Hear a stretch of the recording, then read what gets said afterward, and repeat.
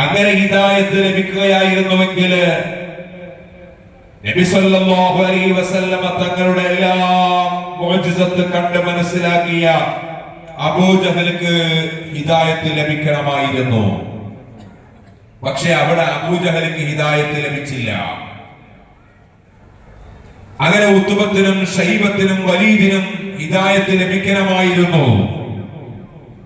പക്ഷെ അവിടെ ഹിദായത്ത് ലഭിച്ചില്ല. അതേ സമയത്തോ സിദ്ദീഖുൽ അക്ബർ റളിയല്ലാഹു അൻഹു ഉണ്ടായിരുന്നു. ഉമർ ഇബ്നുൽ ഖത്താബ് റളിയല്ലാഹു അൻഹു അബൂജഹലിന്റെ കൂടെ ഉണ്ടായിരുന്നു. പക്ഷേ അവിടെ ഉമർ ഇബ്നുൽ ഖത്താബ് തങ്ങൾക്ക് ഹിദായത്ത് ലഭിച്ചു, അബൂജഹലിന് ഹിദായത്ത് ലഭിച്ചില്ല. സിദ്ദീഖുൽ അക്ബർ തങ്ങൾക്ക് ഹിദായത്ത് ലഭിച്ചു, മറ്റുള്ള ഉത്ബത്തിനോ ഷൈബത്തിനോ വലീദിനോ ഹിദായത്ത് ലഭിച്ചില്ല. അവ എന്തുകൊണ്ടാണത്? അല്ലാഹു സുബ്ഹാനഹു വ തആല ഉദ്ദേശിച്ച ആളുകളെ മാത്രമേ അല്ലാഹു ഹിദായത്താക്കുകയുള്ളൂ. അതുകൊണ്ട് എർമാനിൽ മറപ്പെട്ട് കിടക്കുന്ന മഹാന്റെ വലിയന്റെ കറാമത്ത് ആർക്ക് മനസ്സിലാക്കാൻ പറ്റൂ?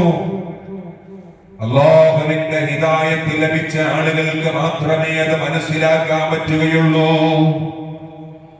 അല്ലാഹുവിന്റെ ഹിദായത്ത് ലഭിക്കാത്ത ആളുകൾക്ക് ഒരിക്കലും എരിമാടിൽ മറപ്പെട്ട് കിടക്കുന്ന വലിയന്റെ കറാമത്ത് മനസ്സിലാക്കാൻ പറ്റില്ല. എത്ര വലിയ കറാമത്ത് ഉണ്ടായാലും മനസ്സിലാക്കാൻ പറ്റില്ല.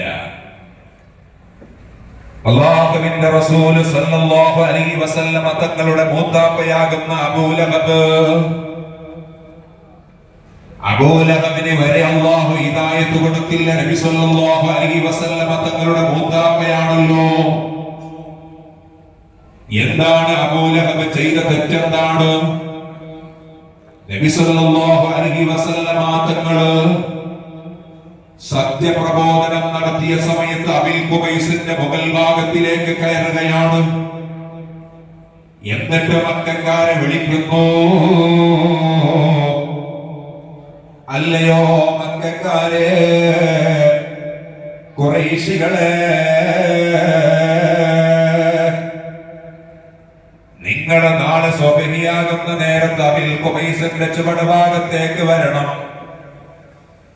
എന്തിനാണ് വരേണ്ടത് എന്ന് നബി സല്ലല്ലാഹു അലൈഹി വസല്ലമ തങ്ങൾ പറഞ്ഞില്ല. കാരണം എന്താണ് പറയാതിരിക്കാൻ കാരണം? നബി സല്ലല്ലാഹു അലൈഹി വസല്ലമ തങ്ങൾ വിളിച്ചാൽ എല്ലാവരും വരും. കാരണം വിളിക്കുന്നതാരാണ്? ജീവിതത്തിൽ ഒരിക്കലും കളവ് പറയാത്ത, നുണ പറയാത്ത, സത്യം മാത്രമേ പറയുന്ന, അത് പ്രസംഗിക്കുന്ന, പ്രതിപാദിക്കുന്ന ഹബീബായ മുഹമ്മദുർ റസൂലുള്ളാഹ് സല്ലല്ലാഹു അലൈഹി വസല്ലമ തങ്ങളാണ് വിളിക്കുന്നത്. അതുകൊണ്ട് എന്തിനാണ് മുഹമ്മദ് വിളിക്കുന്നതെന്നും ആരും ചോദിക്കില്ല. എന്തെങ്കിലും ഒരു കാര്യമായ വിഷയമില്ലാതെ മുഹമ്മദ് വിളിക്കില്ല എന്ന് പറഞ്ഞ അബൂജഹലടക്കമുള്ള മക്കയുടെ മുഖ്യന്മാരായ നേതാക്കളടക്കമുള്ള അബൂലഹബടക്കമുള്ള എല്ലാ ആളുകളും പിറ്റേന്ന് സുബഹിയാകുന്ന സമയത്ത് അബിൽ ഖുബൈസിന്റെ ചുവടുഭാഗത്തേക്ക് വന്നു നിൽക്കുകയാണ്. എല്ലാവരും സത്യരായി നിൽക്കുകയാണ്. അബൂജഹലും നിൽക്കുകയാണ്. ഉത്ബത്തുണ്ട്, ഷൈബത്തുണ്ട്, വലീദുണ്ട്, അബൂലഹബുണ്ട്. എന്നിട്ട് നബി സല്ലല്ലാഹു അലൈഹി വസല്ലമ തങ്ങൾ അബിൽ ഖുബൈസിന്റെ മുകൾ ഭാഗത്തിലേക്ക് കയറിയിട്ട് പറയുകയാണ്, അല്ലയോ മക്കക്കാരെ, ഖുറൈശികളെ,